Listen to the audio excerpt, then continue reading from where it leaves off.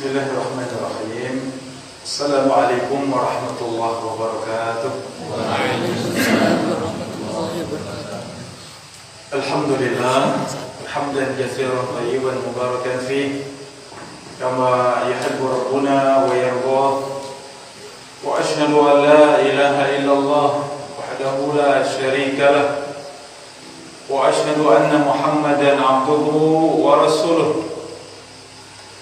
Sallallahu alaihi wa ala alihi wa sahbihi wa man sara ala nahjihi wastanna bi sunnatihi wa ihtada bi hadihi ila yaumiddin.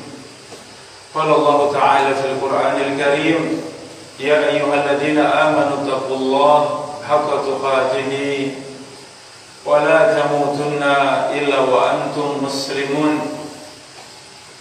Ya ayyuhalladzina amanu taqullaha wa qulu qawlan sadida yuslih lakum a'malakum wa yaghfir lakum dhunubakum wa may yuti'illaha wa rasulahu faqad faza fawzan 'azima.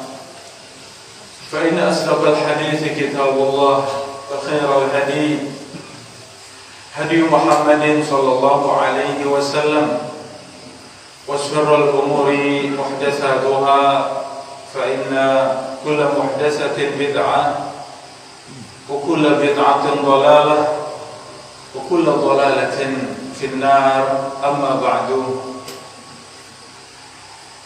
Alhamdulillah, saudara-saudari, Bapak Ibu, kaum muslimin dan muslimat, jamaah rahimani wa rahimakumullah, bersyukur kepada Allah pagi yang berbahagia ini. Allah Subhanahu wa ta'ala limpahkan untuk kita semuanya sehat walafiat. Allah berikan Islam dan iman, taufik dan hidayahnya, demikian keamanan dan ketentraman, dan begitu banyak kenikmatan yang Allah berikan pada kita semuanya. Wa in ta'uddu ni'matallahi la tuhsuha. Jika kalian menghitung-hitung kenikmatan Allah, sungguh kalian tidak mampu menghitungnya.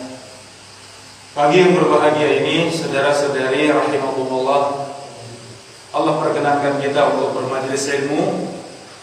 Kita kaji bersama satu tema yang memberikan motivasi untuk kita semuanya agar bersemangat di dalam menuntut ilmu, yaitu berburu ilmu di waktu muda.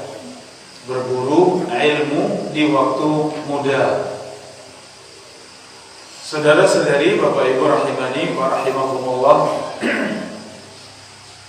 Islam agama yang sempurna, di mana seluruh syariatnya mengajarkan kepada kita kesempurnaan. Islam agama yang indah, di mana semua syariatnya menjadikan diri dan sosok seorang muslim selalu indah dalam setiap ucapannya, perbuatannya, sifat-sifat dan karakter-karakternya. Ya, demikian semua yang bisa dilihat dan dirasakan dari seorang muslim, maka semuanya sangat indah. Termasuk di dalamnya ketika kita membahas tentang ilmu, ya, tatkala kita ilma darajat, Allah Subhanahu wa ta'ala mengangkat derajat orang-orang yang beriman serta orang-orang yang berilmu di atas yang lain. Dalil satu ayat ini saja itu sudah memberikan motivasi untuk kita bahwa ilmu itu akan mengangkat derajat kita semuanya di sisi Allah Subhanahu wa ta'ala di atas yang lain. Doa yang biasa kita panjatkan, Rabbana hablana min azwajina wa dzurriyyatina qurrata a'yun, kemudian waj'alna lil muttaqina imama, dan jadikan kami pemimpin atas orang-orang yang bertakwa. Dia meminta kepada Allah Subhanahu wa ta'ala agar kita menjadi pemimpin atas orang-orang yang bertakwa. Ini saudara-saudari, Bapak Ibu Ibu rahimani wa rahimakumullah, suatu kemuliaan tatkala Allah muliakan kita dengan ilmu, sehingga Allah angkat derajat kita semuanya di atas yang lain. Satu kemuliaan tatkala Allah jadikan kita sebagai pemimpin di dalam kebaikan, pemimpin di dalam ketakwaan kepada Allah Subhanahu wa taala. Yang maka untuk para santri ya, yang semoga senantiasa dijaga Allah, ya, senantiasa dimudahkan Allah di jalannya untuk menuntut ilmu. Alhamdulillah ya, teman-teman semuanya luar biasa, masih muda-muda ya. Ini kesempatan yang Allah berikan kepada antum semuanya yang mungkin dulu kami tidak merasakan. Ya, kami menuntut ilmu itu ketika sudah dewasa, sudah balik, baru kemudian Allah berikan petunjuk, Allah berikan hidayah sehingga bersemangat menuntut ilmu. Tapi di masa kecil seperti antum, usia SD, SMP, ya, belum mengenal ilmu, ya, belum ada kesempatan untuk bisa benar-benar fokus dalam menuntut ilmu. Maka ini keutamaan besar yang Allah berikan kepada ya teman-teman semuanya, para santri, hafizahumullah. Maka kesempatan yang demikian hendaknya kalian gunakan dengan sebaik-baiknya. Kami yang pernah menuntut ilmu di pesantren, Allah berikan kesempatan untuk menuntut ilmu di Madinah An-Nabawiyah, duduk di majlisnya para ulama yang ada di Masjid Nabawi, ya. Kemudian di kampus juga demikian, para guru kami, para syekh, para dosen kami yang ilmu mereka masya Allah, ya, luar biasa, sangat banyak, sangat mendalam. Ketika kami sudah pulang kembali ke negeri yang kita cintai, sudah pulang ke Indonesia, kemudian sibuk ya dengan berdakwah, menyampaikan ilmu kepada semuanya, termasuknya adalah kepada para santri. Baru kami mengingat kembali bahwa ternyata kesempatan yang paling mulia dalam kehidupan itu tatkala masih duduk sebagai penuntut ilmu. Iya, ini teman-teman semuanya, ya, kakak-kakak, mas-mas, ya. Kita ada santri wahid, belum ya? Santri semuanya ya, insya Allah. Yang akan datang insya Allah ya. Iya, inilah. Ketika mengingat kembali dulu waktu masih nyantri, kemudian Allah berikan kesempatan belajar di kota Nabi, apalagi bertemu, duduk ya dengan para ulama, bahkan kibar ulama, ya, para ulama yang senior, yang sudah sepuh, sudah senior ada di sana. Mau bicara tentang hadis, ada ahli hadisnya. Bicara tentang fikih, ya, tentang tafsir, ya, di sana ada Syekh Abdul Muhsin Al-Abbad sebagai seorang muhadits, ya, ada Syekh Abu Bakar Al-Jazairi sebagai ahli tafsir. Ya, dan demikian banyaknya ulama yang ada di sana. Ketika kami sudah pulang kembali, ya, ternyata dihadapkan bahwa kami harus menyampaikan ilmu. Ya, kami harus menyampaikan ilmu. Sedangkan ilmu yang kami dapatkan sangat sedikit, ya, tidak banyak. Ternyata yang seperti itu juga mengingatkan kepada kami betapa indahnya tatkala kami masih duduk menuntut ilmu. Ya, seperti teman-teman semuanya, benar-benar waktunya untuk menuntut ilmu, apalagi masih muda, masih usia SD, masih usia SMP. Ini luar biasa, yang kesempatan yang sangat besar Allah berikan kepada teman-teman semuanya. Bahkan dari kecil sudah ada di jalur yang benar, jalur menuntut ilmu, semangat di dalam menuntut ilmu. Iya, maka sesuatu yang seharusnya teman-teman semuanya syukuri bahwa ini nikmat yang sangat besar. Jangan ada bayangan kapan saya lulus, kapan saya selesai, jangan. Sibukkan diri dengan kesempatan untuk menuntut ilmu. Ya, para ulama menyebutkan ilmu yang paling besar tentu ada di dalam Al-Quran. Syekh Muhammad bin Shalih Al-Utsaimin rahimahullah, seorang ulama besar yang ada di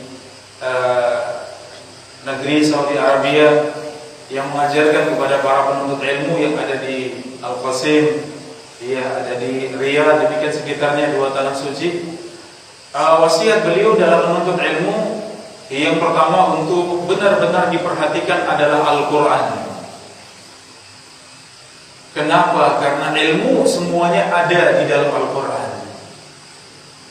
Ya, maka teman-teman mempelajari Al-Quran, menghafalkan Al-Quran, ya, bersungguh-sungguh untuk menghafalkan Al-Quran, dan insya Allah nanti prosesnya sampai kepada mempelajari tafsirnya.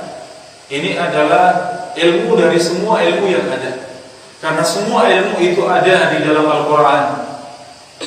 Ya, kita membaca satu ayat saja itu kalau kita tafsirkan itu sangat panjang. Satu ayat saja itu mau dikaji dalam satu majelis bisa jadi tidak cukup dalam satu majelis. Ya, padahal dalam Al-Quran ada 6.000 sekian ayat, jumlah yang sangat banyak. Maka kalau teman-teman semuanya menghafalkannya, Masya Allah, itu ya jumlah yang sangat besar dari sebuah ilmu yang ada di dalam din kita, di dalam agama kita, ya, sehingga kita punya bagian besar daripada ilmu. Fa innal anbiya lam yuwarithu dinaran wala dirhaman. Sesungguhnya para nabi mereka tidak mewariskan dinar dan dirham. Innama warasul ilma, yang mereka wariskan adalah ilmu. Faman akhadahu akhada bihadzin wafir.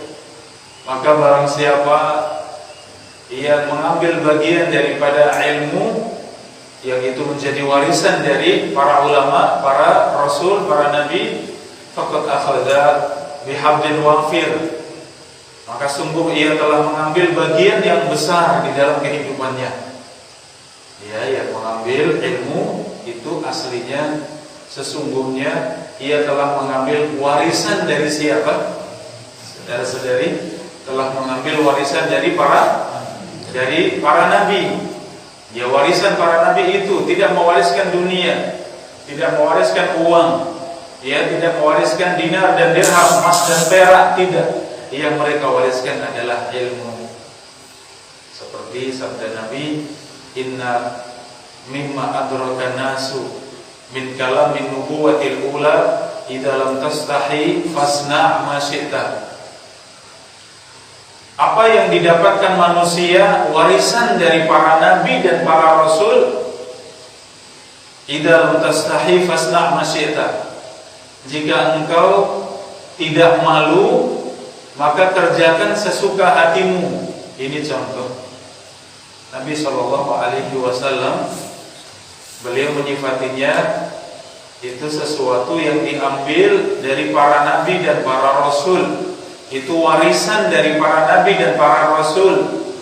Apa yang didapatkan manusia dari para nabi dan para rasul, sebelum Rasulullah Muhammad SAW, manusia sudah mengambil satu perkara dari para nabi dan para rasul. Jika engkau tidak malu, maka kerjakan sesuka hatimu. Ya, artinya sifat malu itu akan menahan kita semuanya untuk tidak berbuat yang buruk. Sifat malu mengajak kita semuanya untuk semangat mengerjakan kebaikan.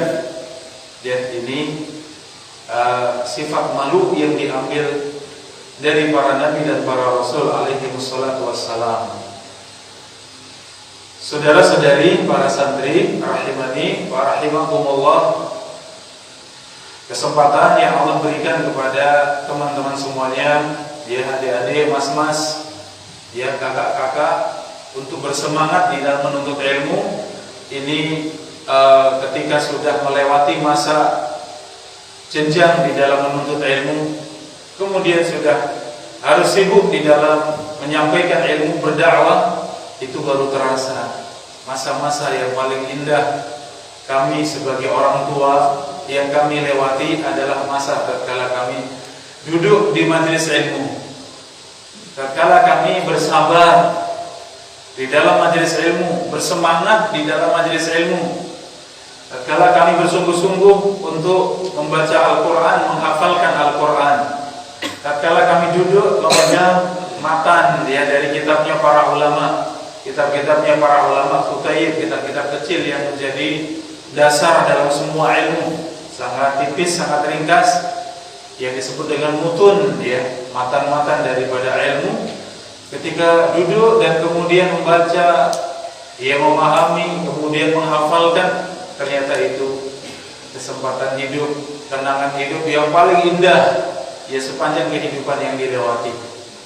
Maka kesempatan itu jangan sampai terbisikkan oleh syaitan ya, sehingga malas untuk belajar, tidak semangat untuk belajar, tidak semangat menghafalkan Al-Quran, tidak semangat menghafalkan ilmu. Jangan sampai demikian. Saudara-saudari jamaah rahimani wa rahimakumullah, kita lihat bagaimana para salafus saleh mereka bersemangat di dalam menuntut ilmu. Al-Imam Abu Bakar Al-Hafidh rahimahullah,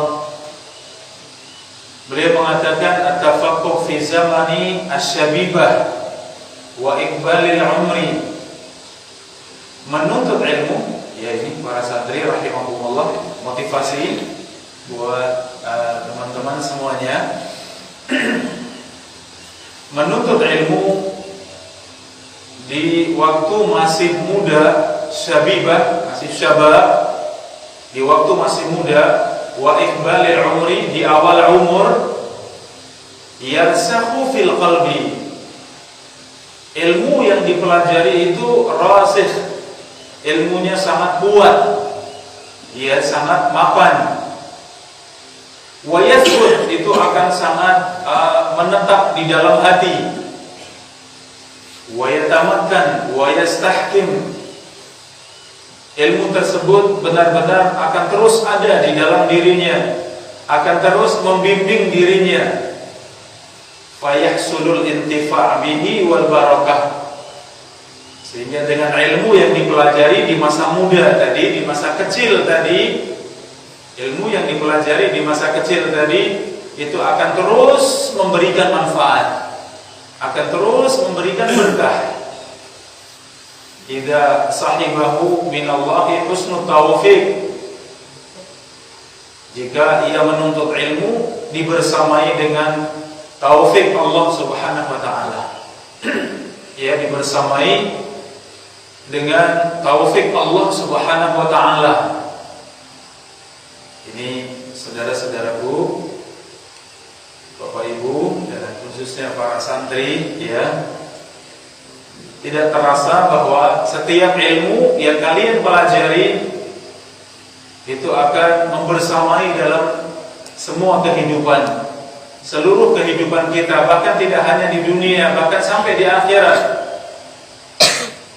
Man salaka tariqan yaltamisu fihi ilman sahalallahu lahu tariqan ila jannah. Barang siapa yang menempuh jalan untuk sampai kepada ilmu, maka Allah mudahkan jalannya untuk sampai ke dalam surga. Ilmu menuntun kita di dunia dan di akhirat. Ya, kebaikannya, keberkahannya, manfaatnya itu terus ada bersama dengan kita. Dan sedikit beliau ingatkan tadi, idza sahibahu minallahi husnu at-taufiq, jika benar-benar ia menuntut ilmu mendapatkan taufik dari Allah. Maka yang pertama, saudara-saudari rahimakumullah, di dalam menuntut ilmu adalah niat yang ikhlas karena Allah. Karena tempatnya ilmu adalah hati. Tempatnya ilmu itu hati, dan tempat ini harus dibersihkan. Harus benar-benar bersih tempat untuk menampung ilmu kita. Maka tidak akan bisa menampung kalau di situ kotor. Ya, kalau di situ banyak kotoran, bagaimana akan ia satukan antara cahaya dan kegelapan. Ilmu itu cahaya, ya, sedangkan dosa dan maksiat adalah kegelapan. Bagaimana hak dengan batil kemudian disatukan? Tidak bisa. Surga dan neraka disatukan, tidak bisa. Maka hanya ada, ya, dua pilihan. Apakah benar-benar hati kita yang bersih dengan niatan yang ikhlas karena Allah kita menuntut ilmu, maka sudah pasti kita mendapat bagian daripada ilmu. Ini, ya, pentingnya dasar kita di dalam menuntut ilmu adalah ikhlas karena Allah. Ikhlas yang membawa kita semuanya untuk meraih ilmu. Tanpa keikhlasan, ilmu akan pergi dari kita. Kalaupun ada, tidak berkah, tidak bermanfaat, ya, tidak menghiasi diri kita. Atau yang kedua, memang hati kotor, memang hati, ya, tidak bisa diberikan ilmu, tidak bisa menampung ilmu. Wal'iyadzubillah, ini bukan hati seorang yang beriman. Itu hatinya orang-orang munafik. Ya, kalau orang-orang yang beriman benar-benar hatinya siap untuk mendapatkan ilmu. Saudara-saudari, Bapak Ibu, para santri rahimani wa rahimakumullah, ini tadi keutamaan menuntut ilmu di masa kecil, di masa muda. Hendaknya ini benar-benar, ya, direnungkan di dalam hati, tertancap di dalam hati para santri semuanya, bahwa ilmu yang sedang kalian pelajari ternyata ilmu di masa muda, ilmu di masa kecil itu akan yarsakh fil qalbi wa yathbut fil qalbi. Itu akan sangat kuat di dalam hati, dia akan sangat menempel di dalam hati. Coba perhatikan para ulama, bagaimana kenangan mereka dengan ilmu yang mereka pelajari di masa kecil. Al-Imam Al-Hasan Al-Basri rahimahullah, at-ta'allum fi as-sighar kan-naqshi 'ala al-hajar. Kata Al-Hasan Al-Basri rahimahullah, menuntut ilmu, mempelajari ilmu di masa kecil, di masa muda, kan-naqshi, itu seperti memahat, ya, seperti mengukir, 'alal hajar, seperti mengukir, ya, pada batu. Batu yang kita ukir kemudian kita tulis, apakah hilang tulisan tersebut? Tidak akan hilang. Itu ada di batu yang besar, tertulis sesuatu dengan cara, ya, diukir dengan cara dipahat tadi, sehingga tertulis seperti itu. Maka ilmu yang kita pelajari, ya, ketika kita masih kecil, ketika kita masih muda, itu seperti benar-benar terpahat di dalam hati kita, seperti terukir di dalam hati kita, tidak terlupakan. Ya, ini para santri rahimani wa rahimakumullah, kita perhatikan keutamaan yang sangat besar. Kami-kami yang sudah lebih tua, sudah sepuh seperti ini, melihat para santri, Masya Allah, ya, anda semuanya ada di masa keemasan di dalam menuntut ilmu. Ketika masa muda itu digunakan dengan baik, Masya Allah, Allah akan mudahkan, ya, segala urusannya dunia dan akhirat di masa yang akan datang. Allah berikan keberkahan di masa yang akan datang, dunia dan akhirat. Ya, maka perhatikan bahwa menuntut ilmu di masa seperti teman-teman semuanya para santri itu seperti memahat di batu, seperti mengukir, ya. Al-Imam Al-Qamah rahimahullah, beliau mengatakan, ma hafidtu wa ana syabun faka'anni anzur ilaihi fi qirtasin aw riq'atin. Kata Al-Qamah rahimahullah, beliau mengatakan, aku tidak menghafalkan ilmu di masa muda, di masa kecil atau di masa muda.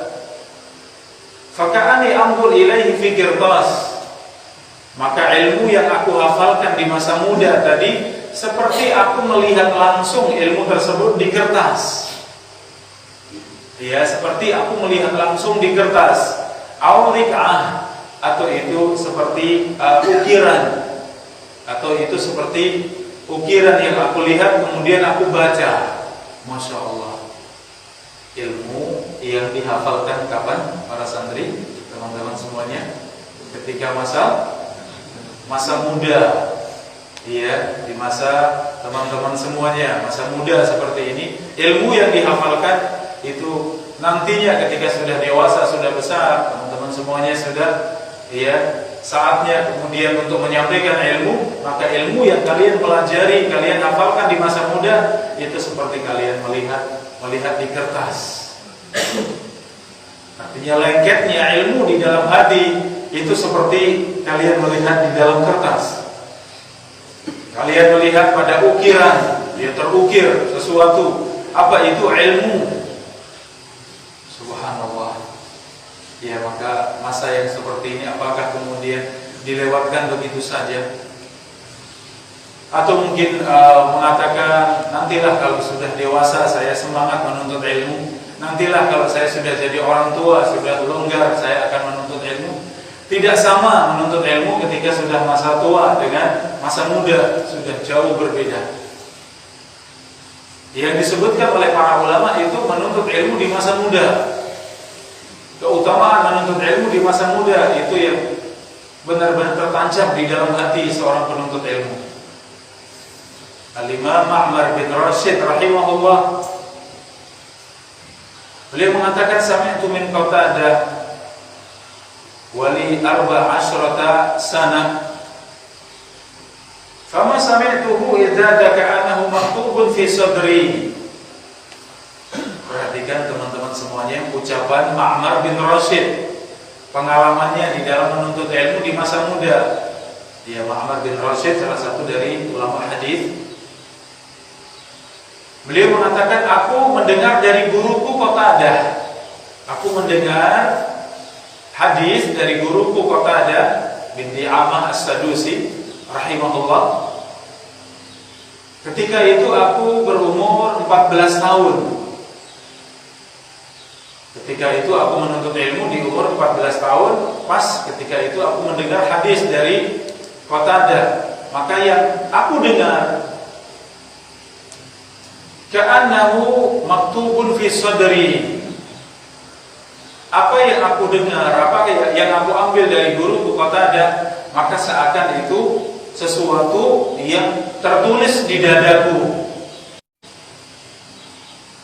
Ya, apa yang aku pelajari, apa yang aku ambil ilmunya dari para guru, maka menuntut ilmu di masa muda itu seakan sesuatu yang dituliskan di dada. Kalau sudah tertulis ya, sudah tidak lupa. Kalau kita lupa, lihat kembali di kertas, di catatan, oh iya, ingat. Ya, kita lupa, lihat catatan, kita ingat. Maka seperti itulah ilmu yang dipelajari di masa muda itu seperti tertulis, ya, apakah seperti dipahat, ya, seperti diukir di kayu, seperti ditulis di kertas, ya, atau seperti itu diungkapkan dengan seakan tertulis di dada kita semuanya. Ya, sehingga tidak terlupakan. Kita bisa bayangkan seorang muslim yang membaca surat Al-Fatihah. Ya, adakah seorang yang lupa dengan surat Al-Fatihah? Tentu tidak akan lupa. Benar-benar itu tertulis di dada kita. Kita membaca Al-Fatihah itu sudah, ya, itu tertulis di dalam dada kita. Maka ilmu yang kalian pelajari, Al-Quran yang kalian hafalkan, demikian hadis-hadis Nabi yang dipelajari setelah Al-Quran, maka sumber daripada ilmu adalah hadis-hadis Nabi. Ya, hadis-hadis Nabi yang kita pelajari setelah Al-Quran, maka hadis-hadis Nabi juga demikian, itu menjadi sumber ilmu, dan itu semuanya, ya, yang akan terus tertancap di dalam hati kita kalau kita mempelajari ilmu dengan taufik Allah, dengan bersungguh-sungguh untuk ikhlas karena Allah Subhanahu wa taala. Saudara-saudari, Bapak Ibu rahimani wa rahimakumullah, ya, ini para ulama kita bagaimana mereka mempelajari ilmu. Sufyan bin Uyainah, Al-Imam Sufyan bin Uyainah rahimahullah, beliau juga bercerita di masa muda menuntut ilmu. Qara'tul Qur'an wa ana ibnu arba'i sinin. Beliau mengatakan, aku membaca Al-Quran ketika aku di umur 4 tahun. Wa katabtul hadis wa ana ibnu sab'i sinin, dan aku sudah mulai mencatat hadis ketika aku berumur 7 tahun. Ini saudara-saudari, Bapak Ibu, para santri khususnya rahimakumullah jami'an. Ini para ulama kita, mereka menghafalkan Al-Quran di usia yang sangat muda. Ya, beliau mulai fokus Al-Quran di umur 4 tahun. Itu tidak lama dari itu hafal Al-Quran. Al-Imam Asy-Syafi'i di umur 7 tahun sudah hafal Al-Quran, di umur 7 tahun. Dia kemudian di umur 10 tahun ternyata sudah menghafal Muwatta Imam Malik. Al-Quran di umur 7 tahun sudah dihafalkan, sudah selesai, sudah mungkin. Dia di umur 10 tahun sudah hafal kitab Muwatta, kitabnya Imam Malik. Di umur 12 tahun itu sudah mulai menyampaikan ilmunya, sudah menyampaikan fatwanya. Saudara-saudari rahimani wa rahimakumullah, inilah para ulama kita, bagaimana semangatnya mereka di dalam menuntut ilmu. Dan yang selalu mereka sebutkan adalah kenangan mereka, kenangan indah mereka menuntut ilmu di masa muda. Menuntut ilmu di masa muda itu kenangan para ulama kita. Itulah ilmu yang sangat kuat, sangat menempel, sangat kokoh di dalam hati ketika menuntut ilmu di masa muda. Saudara-saudari rahimakumullah, para ulama kita yang kita hidup ya, dan alhamdulillah bisa duduk di majelis para ulama kita. Mereka juga demikian, ilmu yang ada pada mereka Masya Allah, itu lautan ilmu yang sangat luas. Contoh tadi yang saya sebutkan, Syekh Abdul Muhsin Al-Abbad Al-Badr hafizahullah. Ketika kami di tahun 2000 kami belajar di Madinah, beliau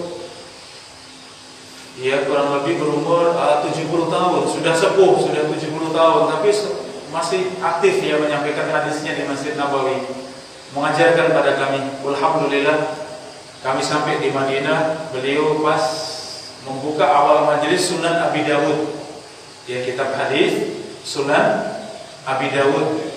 4 tahun kami belajar di Madinah dan selesai 4 tahun itu pas juga selesai Sunan Abi Dawud. Itu beliau masih menyampaikan hadisnya di umur seperti itu, di umur 70 tahun dia. Kebanyakan mungkin sudah payah dia, 70 tahun sudah lanjut usia. Ternyata beliau masih sangat kuat. Tidak hanya di situ, ternyata dalam ibadah keseharian juga sangat kuat. Salat tarawih, saudara-saudari rahimakumullah, salat tarawih itu di Masjid Nabawi untuk di tanggal 1 sampai 20 Ramadan itu tarawihnya ba'da Isya, kurang lebihnya 21 rakaat atau 23 rakaat itu selesai tarawih dalam waktu kurang lebih 2 jam, kurang lebih 2 jam. Beliau masih mengikuti tarawih seperti itu, masih berdiri, masih kuat, ikut tarawih sampai selesai. 2 jam lebih tadi. Kami sebagai muridnya melihat, Masya Allah, kami sudah sangat tua, sudah sangat sepuh, tapi ternyata kuatnya beliau di dalam mengamalkan ilmu, di dalam beribadah kepada Allah. Ketika didapati malam 21 sampai akhir dari Ramadan, itu tarawih di Masjid Nabawi dan Masjidil Haram, tarawihnya 2 kali. Tarawih yang pertama itu setelah Isya itu 20 rakaat, sama kurang lebih tadi 2 jam tadi. Kemudian nanti jam 1 malam bangun lagi tarawih yang kedua. Tarawih yang pertama tidak pakai witir, 20 rakaat. Tarawih yang kedua itu 11 rakaat, terkadang 13 rakaat, itu juga panjang sekali. Walaupun 11 rakaat, 13 rakaat, tapi bacaannya panjang, jadi sama kurang lebih 2 jam. Ternyata dua-duanya di dua waktu tersebut saya hadir, ikut sholat, dan beliau juga berdiri sholatnya, Masya Allah. Ternyata tidak habis ya dari keberkahan yang Allah berikan kepada beliau. Tidak sampai di situ saja. Ya, ketika setelah pandemi ini, sebelum pandemi, beliau sudah istirahat, tidak menyampaikan hadisnya karena beliau sedikit ada kurang sehat. Ternyata setelah pandemi ini berangkat umrah lagi, alhamdulillah. Ternyata ada lagi majelisnya beliau. Iya, beliau sekarang di umur 93 tahun. 93 tahun masih menyampaikan hadisnya. Beliau masih datang ke Masjid Nabawi. Posisi sudah didorong pakai kursi ya, tapi masih sehat. Masya Allah, sehat. Umur 93 tahun itu sangat sehat. Duduk di majelis ilmu pada maghrib, kemudian menyampaikan ilmunya. Dia sampai sebelum Isya. Subhanallah, di majelisnya saya teringat kembali dulu ketika masih duduk di majelis beliau. Duduk di majelisnya beliau dengan murid yang sangat banyak. Ternyata ya ini di tahun 2022 ya. Kemudian menghadiri majelis beliau lagi, duduk di majelis beliau lagi, Masya Allah. Itu benar-benar lautan manusia yang hadir. Selesai sholat maghrib, kemudian sholat ba'diyah. Selesai sholat ba'diyah, saya menuju ke majelis. Ternyata itu majelis sudah penuh ya. Ini kalau saya duduk seperti ini, yang ada di hadapan saya itu sudah luar biasa, sudah penuh semuanya. Ternyata sampai di belakangnya. Saya dapatnya di belakang saya itu jarak kurang lebih berapa? Mungkin 20 meter, 30 meter mungkin. Sudah di belakangnya juga penuh, sehingga benar-benar dikerumuni para penuntut ilmu. Ini kita lihat bagaimana para ulama kita di dalam masa kecilnya yang begitu kuat di dalam menuntut ilmu, ketika sudah saatnya menyampaikan ilmu, Masya Allah. Syekh itu kalau ngajar hadis yang tadi kami duduk di majelis Sunan Abi Dawud tadi, Syekh ketika menyampaikan seperti itu, menyampaikan hadisnya, beliau tidak ada ini ya, kepean seperti ini nggak ada, nggak megang sesuatu, nggak megang kertas ya, nggak megang kitab, tidak. Beliau kosongan, artinya semua ilmunya ada di hatinya. Ya, beliau duduk, kemudian dibacakan sanadnya, an fulan, an fulan, an fulan, an sahabi, an Rasulillah SAW, kemudian matan hadisnya. Setelah dibacakan, kemudian diulang dari awal lagi, an fulan, siapa itu fulan? Saya kemudian menyebutkan terjemahnya, menyebutkan biografinya. Fulan adalah fulan bin fulan al-fulani. Ya, beliau murid-muridnya adalah fulan-fulan, guru-gurunya fulan-fulan, dan ini demikian dijelaskan. Setiap rawinya itu dijelaskan oleh Syekh Abdul Muhsin tersebut, dijelaskan siapa itu fulan. Ia ketemu dengan siapa saja. Demikian derajat hadisnya. Ia ada pada derajat yang keberapa, tingkatan dari tabaqatu ar-ruwat, ada pada tingkatan yang keberapa dari para perawi, semua disebutkan. Setelah selesai sanad baru kemudian menyebutkan matan hadisnya, kemudian dijelaskan, disyarah matan hadis tersebut. Subhanallah, semua adalah ilmu, lautan ilmu yang sangat luas. Sahih Al-Bukhari, Sahih Muslim, Al-Kutubus Sittah dengan arba' sunan tadi, Sunan Abi Dawud, Sunan At-Tirmidzi, An-Nasa'i, Ibnu Majah. Subhanallah, itu beliau sampaikan semuanya. Ya, sehingga kalau kita lihat para ulama kita ini, para ulama kita ini modalnya apa? Mereka menuntut ilmu. Ternyata model yang pertama adalah Al-Quran.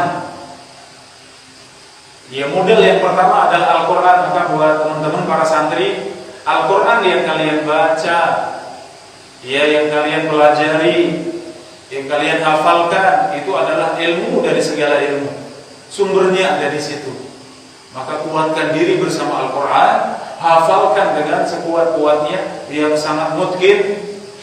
Kenapa? Itu yang akan terus menghiasi diri Anda dalam kehidupan setelahnya. Setelah melewati masa menuntut ilmu, saatnya untuk kemudian menyampaikan ilmu, maka Modal yang pertama adalah Al-Quran.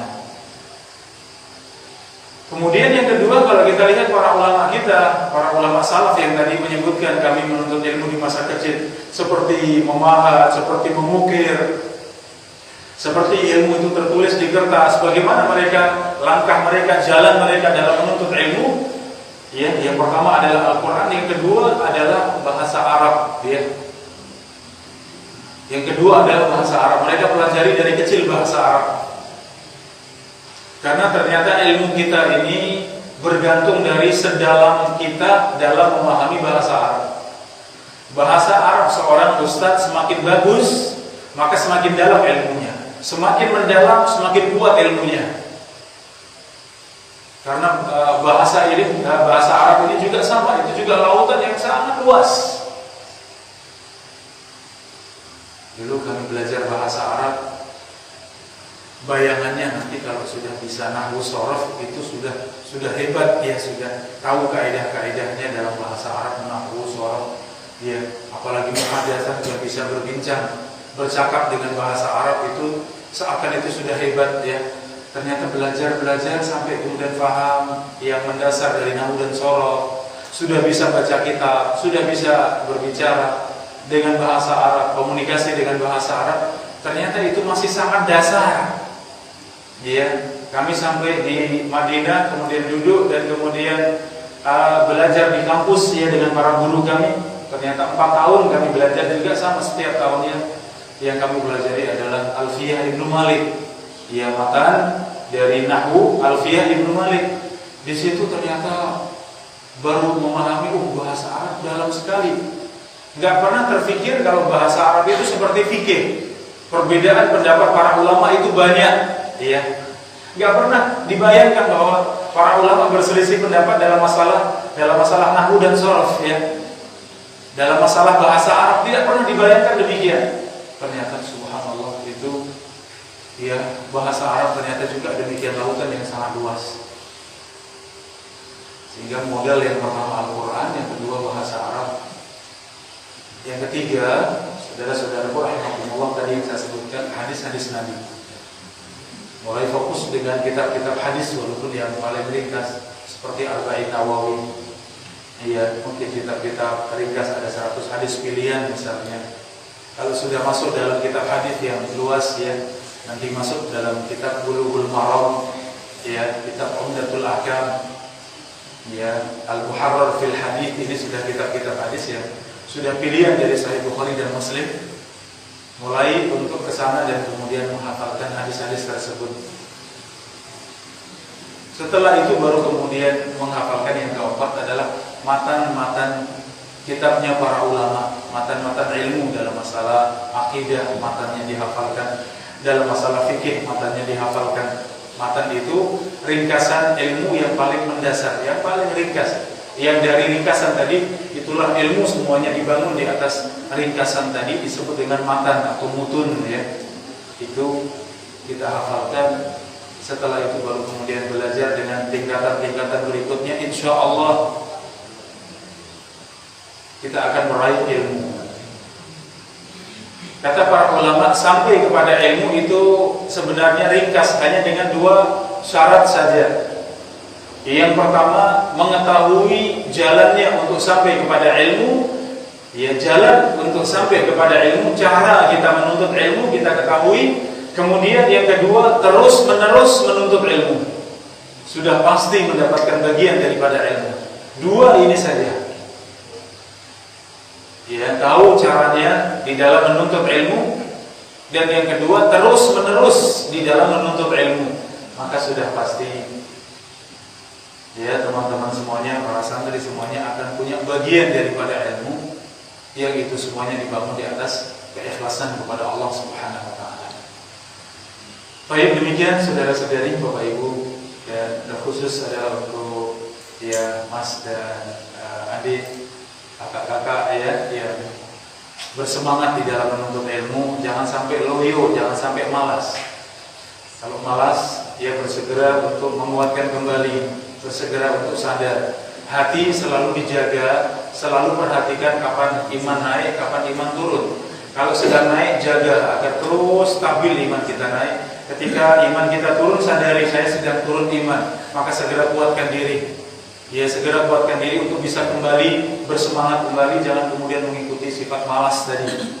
Ya, insya Allah kalau bisa istiqomah seperti itu dan terus menuntut ilmu, insya Allah. Ya, teman-teman semuanya punya bagian besar daripada ilmu biidznillah ta'ala. Demikian, Allah Ta'ala a'lam bishawab.